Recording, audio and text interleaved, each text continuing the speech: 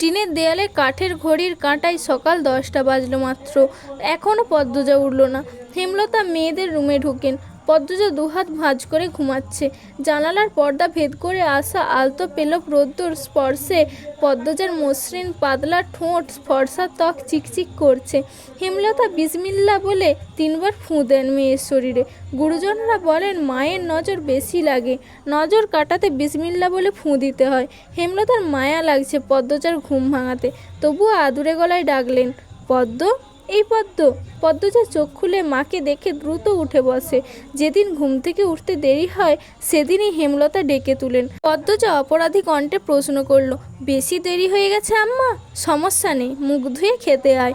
পদ্মজা দ্রুত কলপারে গিয়ে ব্রাশ করে মুখ ধৌত করে। হেমলতা শিক্ষকের মেয়ে, তাই তার মধ্যে নিয়মনীতির প্রভাব বেশি। মেয়েদের শক্তপোক্ত নিয়মে রেখে বড় করেছেন। পদ্মজা রান্নাঘরে ঢুকে দেখল প্লেটে খাবার সাজানো। সে মৃদু হেসে প্লেট নিয়ে টেবিলে গিয়ে বসল। তখন হেমলতা আসেন। পদ্ম দ্রুত ওড়না দিয়ে মাথা ঢেকে ফেলে। হেমলতার দেওয়া আরেকটা নিয়ম, খাওয়ার সময় মাথা ঢেকে খেতে হবে। পদ্মজা নিশ্চুপ থেকে শান্ত ভঙ্গিতে খেতে লাগলো। হেমলতা মেয়েকে সহজ কণ্ঠে বললেন, তাড়াহুড়ো করছিস কেন? মুখ ধুতে গিয়ে চুল ভিজিয়ে এসেছিস? খেয়ে রোদে বসে চুলটা শুকিয়ে নিবি। আচ্ছা আম্মা। আম্মা, পূর্ণা প্রেমা আছে নাই? পূর্ণা আসছে, স্কুলে গেছে। প্রেমা দুপুরে আসবে। আম্মা, আব্বা কবে আসবেন?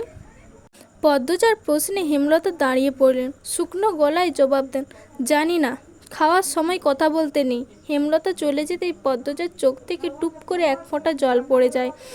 পদ্মজা দ্রুত হাতের উল্টো পাশ দিয়ে চোখের জল মুছে। পদ্মজার জীবনে জন্মদাতা আছে ঠিকই, কিন্তু জন্মদাতার আদর নেই।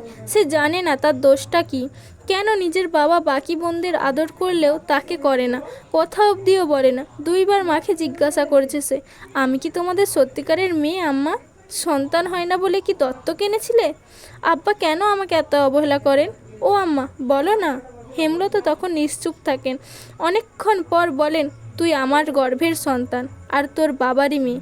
এখন যা, পড়তে বস, অনেক পড়তে হবে তোর। ব্যাস এটুকুই, এর বেশি কিছু বলেন না হেমলতা। পদ্মজার কেন জানি মনে হয় একদিন হেমলতা নিজে থেকে খুব গোপন কোনো কথা বলবেন, তবে সেটা যেন সহ্য করার মতো হয়। এই দোয়াই সারাক্ষণ করে সে। এত কি ভাবছিস, তাড়াতাড়ি খেয়ে উঠ। হেমলতার কথায় পদ্মজার ভাবনার সুতো ছিঁড়ল। দ্রুত খেয়ে উঠল। আজ আমের আচার বানানোর কথা ছিল।